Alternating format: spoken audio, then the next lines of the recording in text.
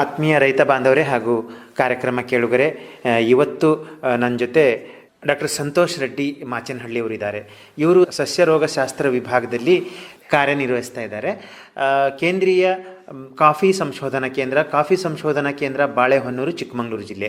ಇವತ್ತು ಏನು ಅಂತಂತಂದರೆ, ಈಗ ಕಾಫಿ ಬೆಳೆಗಾರರಿಗೆ ಈ ರೋಗಗಳು ಅಂದರೆ ಕಾಫಿ ಬೆಳೆಯಲ್ಲಿ ರೋಬಸ್ಟಾ ಆಗಿರ್ಬೋದು ಮತ್ತು ಬೇರೆ ತಳಿ ಆಗಿರ್ಬೋದು, ಇದರಲ್ಲಿ ಯಾವ ಒಂದು ಪ್ರಮುಖ ರೋಗಗಳು ಈ ಒಂದು ಭಾಗದಲ್ಲಿ ಅಂದರೆ ನಮ್ಮ ಒಂದು ಕರ್ನಾಟಕ ರಾಜ್ಯದ ಚಿಕ್ಕಮಗಳೂರು ಜಿಲ್ಲೆ ಭಾಗದಲ್ಲಿ ಆಗಲಿ ಅಥವಾ ಬೇರೆ ಒಂದು ಭಾಗದಲ್ಲಿ ಏನು ಕಾಫಿ ಬೆಳೀತಾ ಇದ್ದಾರೆ ಈಗ ಆ ರೈತರಿಗೆ ಇವರು ಮಾಹಿತಿ ಮಾಡಿಕೊಡ್ಲಿಕ್ಕಿದ್ದಾರೆ ರೋಗಗಳ ಬಗ್ಗೆ, ಮತ್ತು ಅದು ಹೇಗೆ ನಾವು ಗುರುತಿಸ್ಬೋದು ಜಮೀನಿನಲ್ಲಿ, ಆಮೇಲೆ ಅದರ ಒಂದು ನಿರ್ವಹಣಾ ಕ್ರಮವಾಗಿ ಏನು ಮಾಡಬೇಕು ಅನ್ನೋದನ್ನು ಕೂಡ ಇವರು ಸಂಪೂರ್ಣ ಒಂದು ಮಾಹಿತಿಯನ್ನು ನಮ್ಮ ಆಕಾಶವಾಣಿ ಭದ್ರಾವತಿ ಮೂಲಕ ಇವರು ಮಾಹಿತಿ ಮಾಡಿಕೊಳ್ಳಿಕ್ಕಿದ್ದಾರೆ. ಪ್ರಥಮವಾಗಿ ಭದ್ರಾವತಿ ಆಕಾಶವಾಣಿಯಿಂದ ತಮಗೆ ಸ್ವಾಗತ ಕೋರುತ್ತಾ, ನಮಸ್ಕಾರ ಸರ್. ಹೇಳಿ, ಕಿರು ಪರಿಚಯದೊಂದಿಗೆ ತಮ್ಮ ಒಂದು ಈ ರೋಗ ಮತ್ತು ಅದರ ಗುರುತಿಸುವಿಕೆ ಮತ್ತು ನಿರ್ವಹಣೆ ಬಗ್ಗೆ ಹೇಳಿ ಸರ್. ನಮಸ್ಕಾರ, ನನ್ನ ಹೆಸರು ಸಂತೋಷ್ ರೆಡ್ಡಿ ಮಾಚನಹಳ್ಳಿ ಅಂತ. ನಾನು ಈ ಕೇಂದ್ರೀಯ ಕಾಫಿ ಸಂಶೋಧನಾ ಕೇಂದ್ರದ ಸಸ್ಯರೋಗಶಾಸ್ತ್ರ ವಿಭಾಗದಲ್ಲಿ ಕೆಲಸ ಮಾಡ್ತಾ ಇದ್ದೇನೆ. ಕಾಫಿ ತೋಟಗಳಲ್ಲಿ ಮುಖ್ಯವಾಗಿ ಕಂಡುಬರುವಂಥ ರೋಗಗಳು ಅಂತಂದರೆ ಕಾಫಿಯ ಎಲೆ ಚುಕ್ಕೆ ರೋಗ ಅಥವಾ ಎಲೆ ತುಕ್ಕು ರೋಗ ಅಂತ ಕರಿತೇವೆ. ನಂತರ ಮಳೆಗಾಲದಲ್ಲಿ ಕಂಡುಬರುವಂತಹ ಕೊಳೆ ರೋಗಗಳು ಹಾಗೂ ಬೇರು ರೋಗಗಳು, ಬೇರಿನಿಂದ ಬರುವಂತಹ ಬೇರಿಗೆ ಕೊಳೆಯುವಂತಹ ರೋಗಗಳು. ನಂತರ ಕಾಫಿಯ ನರ್ಸರಿಯಲ್ಲಿ ಕಂಡುಬರುವಂತಹ ಎಲೆ ಚುಕ್ಕೆ ರೋಗಗಳಾಗಿರ್ಬೋದು ಅಥವಾ ಕತ್ತು ಕೊಳೆಯುವ ರೋಗ.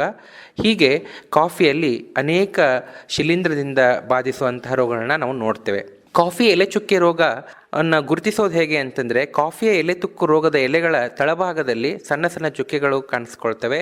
ಅವು ಕಿತ್ತಳೆ ಹಳದಿ ಬಣ್ಣದ ಚುಕ್ಕೆಗಳಾಗಿದ್ದು ಅವುಗಳ ಮೇಲೆ ಕಿತ್ತಳೆ ಹಳದಿ ಬಣ್ಣದ ಬೀಜ ಕಣಗಳನ್ನು ನಾವು ಪುಡಿಯಂತೆ ಕಾಣ್ತೇವೆ. ಹಾಗೂ ರೋಗ ಪೀಡಿತ ಗಿಡಗಳು ಏನೋ ಒಣಗಿ ಬರಲಂತಾಗ್ತವೆ, ಎಲೆಗಳೆಲ್ಲ ಉದುರಿ ಹೋಗ್ತವೆ. ಇನ್ನು ಕೊಳೆ ರೋಗಗಳನ್ನು ಗುರುತಿಸಬೇಕು ಹೇಗೆ ಅಂತಂದರೆ, ಮಳೆಗಾಲದ ಸಮಯದಲ್ಲಿ ಕಾಫಿಯ ಗಿಡಗಳ ಎಲೆಗಳು ಆಗಿರ್ಬೋದು ಅಥವಾ ಕಾಯಿಗಳಾಗಿರ್ಬೋದು ಅವುಗಳು ಕೊಳೆಯುತ್ತವೆ. ಮುಖ್ಯದಲ್ಲಿ ಕಾಫಿ ಗಿಡದ ಮಧ್ಯದ ಭಾಗದಲ್ಲಿ ಹೆಚ್ಚಾಗಿ ಕೊಳೆಯನ್ನು ನಾವು ಕಾಣ್ತೇವೆ. ಹಾಗೂ ಈ ಥರ ಕೊಳೆ ಬಂದಂತಹ ರಂಬೆಗಳಾಗಿರ್ಬೋದು, ಎಲೆಗಳಾಗಿರ್ಬೋದು ಅಥವಾ ಕಾಯಿಗಳಾಗಿರ್ಬೋದು ಇವು ಉದುರುತ್ತವೆ. ಇನ್ನು ಕಾಫಿ ಬೇರು ರೋಗಗಳನ್ನ ಹೇಗೆ ಗುರುತಿಸಬೇಕು ಅಂತಂದರೆ, ಕಾಫಿ ಬೇರು ರೋಗಗಳು ಯಾವಾಗ ಕಂಡು ಬರ್ತವೆ ಅಂತಂದರೆ, ನಾವು ಏನಾದರೂ ನಮ್ಮ ತೋಟಗಳಲ್ಲಿ ಈ ನೆರಳಿನ ಮರಗಳನ್ನು ಅಥವಾ ಈ ಟಿಂಬರ್ಗಳನ್ನ ಎಕ್ಸ್ಟ್ರಾಕ್ಷನ್ ಮಾಡಿದ ಒಂದು 5 ರಿಂದ 6 ವರ್ಷಗಳ ನಂತರ ನಾವು ಆ ಟಿಂಬರ್ ಎಕ್ಸ್ಟ್ರಾಕ್ಟ್ ಮಾಡಿದ ಮೇಲೆ ಮರದ ಬಡ್ಡೆಗಳನ್ನ ಅಲ್ಲೇ ಬಿಟ್ಟಿದ್ದರೆ ಅದರ ಮೂಲಕ ರೋಗಾಣು ಹರಡಿ ಅಂತಹ ಒಂದು ತೋಟಗಳಲ್ಲಿ ಈ ಥರದ ಒಂದು ಬೇರು ಕಾಯಿಲೆ ರೋಗಗಳನ್ನು ನಾವು ರೋಬಸ್ಟಾ ಮತ್ತು ಅರೇಬಿಕಾ ಎರಡರಲ್ಲೂ ಕೂಡ ನೋಡ್ತೇವೆ. ಅಂತಹ ಗಿಡಗಳು ಮೊದಲು ಎಲೆಗಳೆಲ್ಲ ಹಳದಿ ಆಗ್ತವೆ, ನಂತರ ಆ ಗಿಡಗಳೆಲ್ಲ ಪೂರ್ತಿ ಸೊರಗಿ ಒಣಗಿ ಸತ್ತೇ ಹೋಗ್ತವೆ. ಈ ಥರ ಒಂದು ರೋಗ ಲಕ್ಷಣಗಳನ್ನು ಕಾಣ್ಬೋದು. ಇವುಗಳ ಹೇಗೆ ನಿರ್ವಹಣೆ ಮಾಡೋದು ಅಂತ ನಾವು ನೋಡಿದಾಗ, ಕಾಫಿ ಈ ಎಲೆ ತುಕ್ಕು ರೋಗ ಏನು ಕಂಡು ಬರ್ತದೆ ಅದು ಮುಖ್ಯವಾಗಿ ಅರೇಬಿಕಾ ತಳಿಗಳಲ್ಲಿ ಕಂಡು ಬರ್ತದೆ. ಹೀಗಾಗಿ ನಾವು ರೋಗ ನಿರೋಧಕ ಅರೇಬಿಕಾ ತಳಿಗಳನ್ನು ಬೆಳೆಯೋದು ಬಹಳ ಸೂಕ್ತ. ರೋಗ ನಿರೋಧಕ ಅರೇಬಿಕಾ ತಳಿಗಳ ಅಂದರೆ ನಮ್ಮಲ್ಲಿ ಈಗ ಇರೋದು ಚಂದ್ರಗಿರಿ ಅಂತ, ಸೆಲೆಕ್ಷನ್ 13 ಚಂದ್ರಗಿರಿ ಅಂತ. ಅದಲ್ಲದೆ ಸೆಲೆಕ್ಷನ್ 5B, ಸೆಲೆಕ್ಷನ್ 6 ಮತ್ತು ಸೆಲೆಕ್ಷನ್ 9 ಕೂಡ ಈ ರೋಗ ನಿರೋಧಕ ತಳಿಯನ್ನು ಹೊಂದಿವೆ. ಮತ್ತು ಈ ಕಾಫಿ ಗಿಡಗಳನ್ನು ನಾವು ಸೂಕ್ತ ಸಮಯದಲ್ಲಿ ಕಸಿ ಮಾಡೋದ್ರಿಂದ ಕಾಫಿ ಗಿಡಗಳಲ್ಲಿರುವಂತಹ ರೋಗಾಣುಗಳ ವೃದ್ಧಿಯನ್ನು ಕಡಿಮೆ ಮಾಡಬಹುದು. ಮತ್ತು ಸೂಕ್ತ ಪ್ರಮಾಣದಲ್ಲಿ ಪೋಷಕಾಂಶಗಳನ್ನು ನೀಡೋದ್ರಿಂದ ಕೂಡ ಕಾಫಿ ಗಿಡಗಳು ಉತ್ತಮ ರೀತಿಯಲ್ಲಿ ಬೆಳೆದು ರೋಗ ನಿರೋಧಕ ಶಕ್ತಿಯನ್ನು ಕೂಡ ಬೆಳೆಸ್ಕೊಳ್ತವೆ. ಅಲ್ಲದೆ ಸರಿಯಾದ ಸಮಯದಲ್ಲಿ ನಮಗೆ ಏನು ತೋಟದಲ್ಲಿ ಕಂಡುಬರುತ್ತ ರೋಗಗಳನ್ನು ಗುರುತಿಸಿ ಅವುಗಳಿಗೆ ಸೂಕ್ತವಾದ ನಿರ್ವಹಣಾ ಕ್ರಮಗಳನ್ನ ಅಳವಡಿಸ್ಕೊಂಡ್ರೆ ನಾವು ಬೇಗನೆ ಈ ರೋಗಗಳಿಂದ ಗುಣಪಡಿಸಿ ನಿರ್ವಹಣೆ ಮಾಡಿ ಉತ್ತಮ ಇಳುವರಿಯನ್ನು ಪಡೀಲಿಕ್ಕೆ ಸಹಾಯ ಆಗ್ತದೆ. ನಾವು ಮುಂಗಾರು ಮಳೆಯ ಪೂರ್ವದಲ್ಲಿ 1% ಬೋರ್ಡೋ ದ್ರಾವಣವನ್ನು ಸಿಂಪರಣೆ ಮಾಡೋದ್ರಿಂದ ಕಾಫಿಯ ಎಲೆ ಚುಕ್ಕೆ ರೋಗ ಆಗಿರ್ಬೋದು ಅಥವಾ ಕೊಳೆ ರೋಗ ಆಗಿರ್ಬೋದು, ಈ ಎಲ್ಲ ರೋಗಗಳಿಂದ ನಾವು ನಿರ್ವಹಣೆ ಮಾಡಲಿಕ್ಕೆ ತುಂಬ ಸಹಾಯ ಆಗ್ತದೆ. ನಮ್ಮ ಕಾಫಿ ಗಿಡಗಳನ್ನು ಈ ರೋಗಗಳಿಂದ ನಾವು ರಕ್ಷಣೆ ಮಾಡ್ಬೋದು. ನಂತರ ಈ ರೋಗಗಳು ಏನಾದರೂ ಕಂಡು ಬಂದರೆ ಶಿಫಾರಸು ಮಾಡಿದಂತಹ ಶಿಲೀಂಧ್ರನಾಶಕಗಳನ್ನ ಸಿಂಪರಣೆ ಮಾಡ್ಬೋದು. ಇನ್ನು ಬೇರೆ ರೋಗಗಳು ಕಂಡು ಬಂದರೆ ತೋಟಗಳಲ್ಲಿ ಪ್ರತ್ಯೇಕತೆಯ ಚರಂಡಿ ಅಥವಾ ಕಾಲುವೆಗಳನ್ನ ಮಾಡುವುದರ ಮೂಲಕ ರೋಗವು ಹರಡೋದನ್ನು ತಡೆ ಹಿಡಿಬೋದು. ಹಾಗೂ ಕಾಡು ಮರಗಳನ್ನು ನಾವು ಕಡಿದ ನಂತರ ಅಂದರೆ ಟಿಂಬರ್ಗೋಸ್ಕರ ನಾವು ಕಾಡು ಮರಗಳನ್ನು ಕಡಿದ ನಂತರ ಉಳಿದ ಬಡ್ಡೆಗಳ ಮೇಲೆ ಡಾಂಬರ್ ಅಥವಾ ಯಂತ್ರಗಳ ತ್ಯಾಜ್ಯ ತೈಲವನ್ನು ಲೇಪನ ಮಾಡೋದ್ರಿಂದ ಈ ಬೇರು ರೋಗದ ಬಾಧೆಯನ್ನು ಹರಡೋದನ್ನು ನಾವು ಕಡಿಮೆ ಮಾಡಬಹುದು. ಇದಲ್ಲದೆ ನಮಗೆ ನರ್ಸರಿಯಲ್ಲಿ ಕಂಡುಬರುವಂಥ ರೋಗಗಳ ನಿರ್ವಹಣೆಗೋಸ್ಕರ ನಾವು ಏನು ಮಾಡ್ಬೋದು ಅಂತಂದರೆ, ಈ ನರ್ಸರಿ ಮಿಶ್ರಣ ಅಂತೇನಿರುತ್ತೆ ಜೇಡಿ ಮಣ್ಣಾಗಿರ್ಬೋದು ಅಥವಾ ಕಾಡು ಮಣ್ಣು ಮತ್ತು ಮರಳು ಹಾಗೂ ಕೊಟ್ಟಿಗೆ ಗೊಬ್ಬರ ಇದನ್ನು ನಾವು ಒಂದು 2-3 ತಿಂಗಳವರೆಗೆ ಸೂರ್ಯನ ಬೆಳಕಿನಲ್ಲಿ ಸರಿಯಾಗಿ ಒಣಗಿಸ್ಬೇಕು.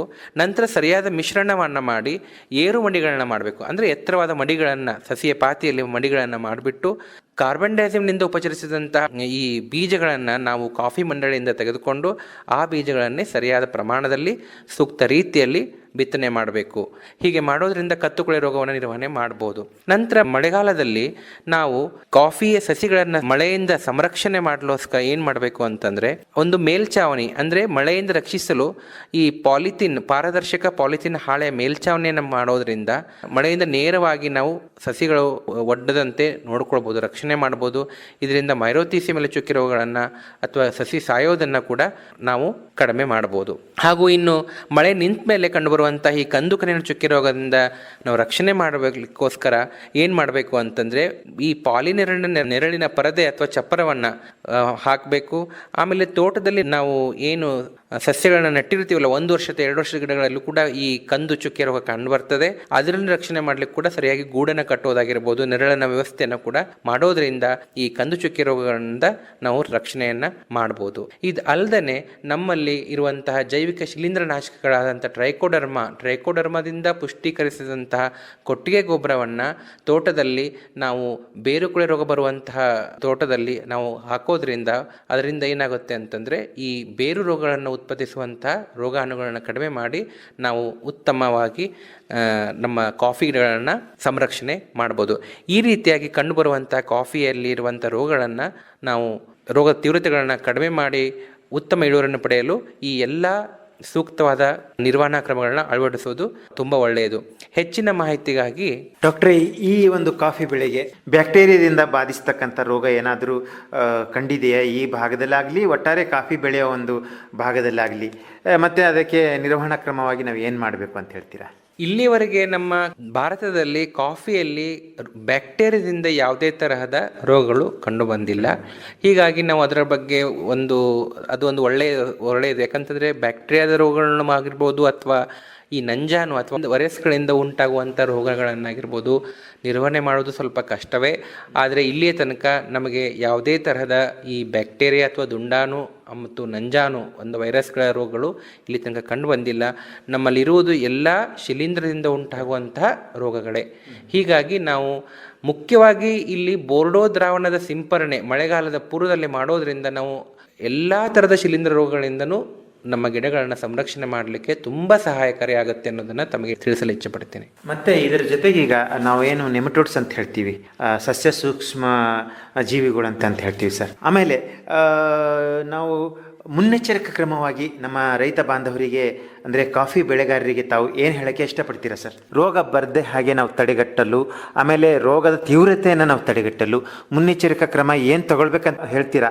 ಪೂರ್ವ ಆಗಿರಲಿ, ಮುಂಗಾರು ನಂತರದ ಆಗಿರಲಿ.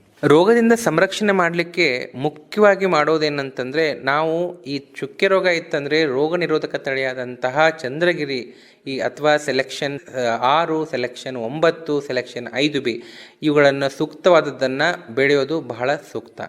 ಇನ್ನು ಸರಿಯಾದ ಸಮಯದಲ್ಲಿ ಕಾಫಿ ಗಿಡಗಳಿಗೆ ಅಂದರೆ ನಾವು ಹಾರ್ವೆಸ್ಟ್ ಆದ ನಂತರ, ಕೊಯ್ಲಿನ ನಂತರ ಕಸಿ ಮಾಡೋದು ಬಹಳ ಮುಖ್ಯ. ಕಸಿ ಮಾಡೋದ್ರಿಂದ ಏನಾಗ್ತದೆ ಅಂತಂದರೆ, ಗಿಡಗಳಲ್ಲಿರುವಂತಹ ರೋಗಾಣುಗಳ ವೃದ್ಧಿ ಕಡಿಮೆ ಆಗ್ತದೆ, ರೋಗಾಣುಗಳ ಸಂಖ್ಯೆ ಕಡಿಮೆ ಆಗ್ತದೆ. ಆಮೇಲೆ ಗಿಡಗಳಲ್ಲಿ ಚೆನ್ನಾಗಿ ಗಾಳಿ ಆಡ್ತದೆ. ಇದರಿಂದ ಏನಾಗ್ತದೆ ಅಂದರೆ ಕೊಳೆ ರೋಗಗಳ ಉತ್ಪತ್ತಿ ಆಗಿರ್ಬೋದು ಮತ್ತು ಎಲೆಚುಕ್ಕೆ ರೋಗಗಳಾಗಿರ್ಬೋದು, ಇದರಿಂದ ನಾವು ಸಂರಕ್ಷಣೆ ಮಾಡ್ಬೋದು. ಇನ್ನು ರೋಗ ಬರುವ ಪೂರ್ವದಲ್ಲಿ ಅಂದರೆ ಮುಂಗಾರು ಪ್ರಾರಂಭವಾಗುವ ಪೂರ್ವದಲ್ಲಿಯೇ ಬೋರ್ಡೋ ದ್ರಾವಣದ ಸಿಂಪರಣೆ ಮಾಡಬೇಕು. ಹಾಗೂ ತೋಟದಲ್ಲಿ ಎಲ್ಲಿ ನೀರು ನಿಲ್ತದೋ ಅಲ್ಲಿ ಬಸಿಗಾಲುವೆಗಳನ್ನ ಮಾಡ್ಕೋಬೇಕು ಅಥವಾ ತೊಟ್ಟಿಲು ಗುಂಡಿಗಳನ್ನ ಮಾಡ್ಕೋಬೇಕು. ಹೀಗೆ ಮಾಡೋದ್ರಿಂದ ತೋಟದ ಮಣ್ಣಿನಲ್ಲಿ ನೀರು ನಿಲ್ಲೋದನ್ನು ತಪ್ಪಿಸ್ಬೋದು ಹಾಗೂ ಇದರಿಂದ ಕೊಳೆ ರೋಗಗಳ ಅಭಿವೃದ್ಧಿ ಆಗೋದನ್ನು ಕೂಡ ನಾವು ಕಡಿಮೆ ಮಾಡಬಹುದು. ನಂತರ ತೋಟಗಳಲ್ಲಿ ನೆರಳಿನ ಮರ ಇರುತ್ತೆ, ನೆರಳಿನ ಮರಗಳ ದರಗಳೆಲ್ಲ ಬಿದ್ದಿರುತ್ತೆ, ಸಿಲ್ವರ್ ಓಕ್ಗಳನ್ನ ಹಾಕಿರ್ತೀವಿ. ಆ ಥರದ ಸಮಯದಲ್ಲಿ ಗಿಡಗಳ ಮೇಲೆ ಬಿದ್ದಿರುವಂಥ ದರಗನ್ನೆಲ್ಲ ತೆಗೆದು ಹಾಕೋದು ಮುಂಜಾಗ್ರತೆ ಕ್ರಮವಾಗಿ ಮಾಡೋದ್ರಿಂದ ನಾವು ಈ ಕೊಳೆ ರೋಗಗಳಿಂದ ಅದನ್ನು ಸಂರಕ್ಷಣೆ ಮಾಡಬಹುದು. ಆಮೇಲೆ ಕಾಡು ಮರಗಳನ್ನು ನಾವು ಕಡಿದ ನಂತರ ಅದರ ಮೇಲೆ ನಾವು ಆ ಬಡ್ಡೆಗಳ ಮೇಲೆ ವೇಸ್ಟ್ ಆಯಿಲ್ ಅಂತ ಕರಿತೀವಿ, ಅಂದರೆ ತ್ಯಾಜ್ಯ ತೈಲ ಅದರ ಲೇಪನ ಮಾಡೋದಾಗಿರ್ಬೋದು, ಡಾಮರನ್ನು ಹಚ್ಚೋದಾಗಿರ್ಬೋದು. ಈ ರೀತಿ ಮಾಡೋದ್ರಿಂದ ಈ ಬೇರು ರೋಗದ ರೋಗಾಣುಗಳು ಅದರಲ್ಲಿ ವೃದ್ಧಿ ಆಗೋದನ್ನು ನಾವು ತಡೆಗಟ್ಟಬಹುದು. ಹೀಗೆ ನಾವು ಬೇರು ಕೊಳೆ ರೋಗಗಳು ನಮ್ಮ ತೋಟದಲ್ಲಿ ಬರದ ಹಾಗೆ ಕೂಡ ನಾವು ನೋಡ್ಕೊಳ್ಬೋದು. ಅದಲ್ಲದೆ ನಾವು ಸೂಕ್ತವಾದಂತಹ ಶಿಫಾರಸು ಮಾಡಿದ ಪ್ರಮಾಣದಲ್ಲಿ ನಾವು ಗೊಬ್ಬರಗಳನ್ನು, ಪೋಷಕಾಂಶಗಳನ್ನು ನೀಡೋದರಿಂದ ಕಾಫಿ ಗಿಡಗಳು ಉತ್ತಮ ರೀತಿಯಲ್ಲಿ ಬೆಳೆದು ರೋಗ ನಿರೋಧಕ ಶಕ್ತಿಯನ್ನು ಬೆಳೆಸ್ಕೊಳ್ತೇವೆ. ಈ ರೀತಿಯಾಗಿ ನಾವು ರೋಗಗಳನ್ನು ಬರದಂತೆ ಮುಂಜಾಗ್ರತೆ ಕ್ರಮಗಳನ್ನು ವಹಿಸ್ಕೊಳ್ಬೋದು. ಹೆಚ್ಚಿನ ಮಾಹಿತಿಗಾಗಿ ನಮ್ಮನ್ನು ಸಂಪರ್ಕಿಸಿರಿ. ಡಾಕ್ಟರ್ ಸಂತೋಷ್ ರೆಡ್ಡಿ, ಮಾಚೇನಹಳ್ಳಿ. ನನ್ನ ದೂರವಾಣಿ ಸಂಖ್ಯೆ 9591389534. ಧನ್ಯವಾದಗಳು. ರೈತ ಬಾಂಧವರೇ ಹಾಗೂ ಕೇಳುಗರೆ, ಪ್ರತಿದಿನ ಸಂಜೆ 6:50ಕ್ಕೆ ಮೂಡಿಬರುವ ಕೃಷಿ ರಂಗ ಕಿಸಾನ್ವಾಣಿ ಕಾರ್ಯಕ್ರಮ ಭದ್ರಾವತಿ ಕೇಂದ್ರದಿಂದ ಯಾವ ರೀತಿಯಾಗಿ ಮೂಡಿ ಬರ್ತಾ ಇದೆ, ಮತ್ತು ಈ ಕಾರ್ಯಕ್ರಮದ ಕುರಿತು ನಿಮ್ಮ ಅನಿಸಿಕೆ, ಅಭಿಪ್ರಾಯ, ಸಲಹೆ, ಸೂಚನೆ ಏನಾದರೂ ಇದ್ದಲ್ಲಿ ನಮ್ಮ ವಾಟ್ಸಪ್ ನಂಬರಿಗೆ ಇದನ್ನು ನೀವು ಬರೆದು ತಿಳಿಸಬಹುದು. ನೀವು ಬರೆದು ಕಳಿಸಿದ ಮಾಹಿತಿಯನ್ನು ಅದೇ ಕಾರ್ಯಕ್ರಮದಲ್ಲಿ ಪ್ರಸಾರ ಮಾಡಲಾಗುವುದು.